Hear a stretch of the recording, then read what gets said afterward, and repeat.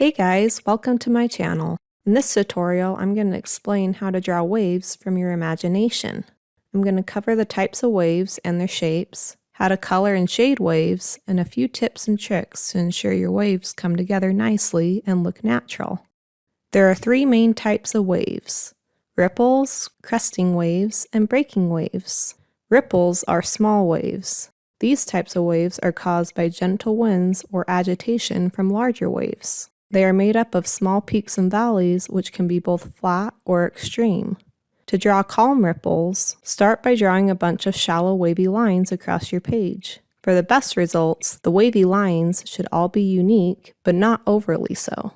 In this picture, I have some of my waves starting low and curving upward, some starting high and curving downward, and some closer together than other neighboring waves.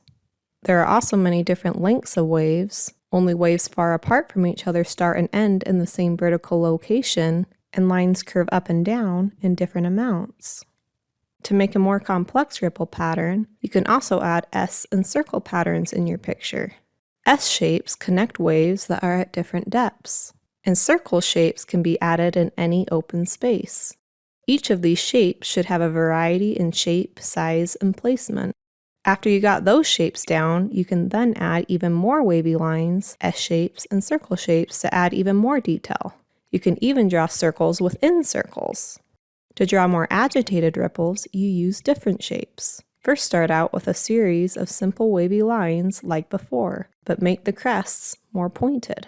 There should be a variety as well in the pointy waves. Next, draw vertical curved lines down from each point to add dimension. Some lines should curve left, others right, and they should vary in slope. For more interest, you can connect some waves at different dimensions using more pointy and curved lines. Lines should never run through one another, but should merge or connect in T's or at wave points. Now that you know two basic ways to draw ripples, let's move on to cresting waves. Cresting waves will look the exact same as ripples. They are simply larger in size. These waves are caused from distant or small storms and can also be flat or extreme. The only way to tell the difference between cresting waves and ripples is perspective. For example, a boat within cresting waves will look a lot smaller than a boat going through ripples.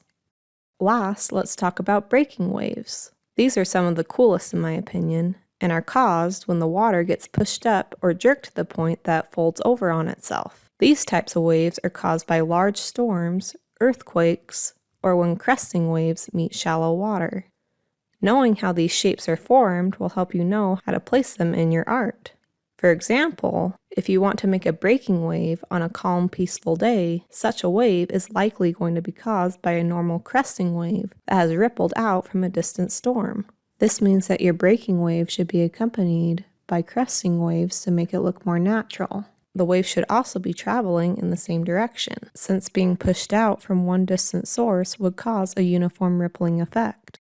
Your breaking wave should also be heading towards a beach or near a beach, because without a present storm, it's going to need the rising elevation of sand to push it up over its breaking point. The only time you would not see a breaking wave near a beach on a calm day would be if there was a submerged sandbar or a wide stretch of shallow water before dry land. Because surfing waves, as I like to call them, need that elevation of sand to break, waves of the same size will often break around the same area. Keeping this in mind, only draw one large breaking wave in your picture when you plan out your composition. You do this because large surfing waves are usually spread far away from each other and will not break at the same time because they will not be in the same area at the same time. Larger waves will also break farther out from the beach, and smaller waves will usually break very close to the beach. Keep this in mind as well when you draw. Now let's talk about how to color and shade a wave. Like shapes, colors and the shade of colors also have their time and place. Dark colors are seen in shadowed areas, and light colors are seen where more of the light source can reach. There are three main types of light: overcast light, translucent light, and reflected light. Overcast light is the basic mid-tone color of your water. This is usually some shade of blue.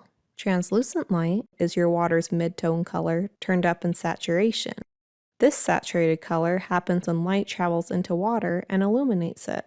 It is usually seen at the top of breaking waves or cresting waves, since that is where water is thinnest and most exposed to light, and in shallow areas where the light can't escape down into the deep ocean. And reflected light happens when surrounding colors are reflected off water. Unless your water is really reflective, this color will mostly be your sun and sky colors, since these are usually the brightest colors around. You can also add white foam and water splashes to your water. Sea foam floats on top of salt water after or while it's being agitated, and splashes appear in both freshwater and seawater where it's being agitated. I hope this video helped you understand a little bit more on how to draw waves from your imagination. I know the explanations were brief, so please comment if there is anything more specific you would like me to cover, or if you would enjoy some simple step-by-step paint-alongs. Here are some time-lapse videos of me painting different water scenes if you think that would also help you. Thanks for watching. See you next time.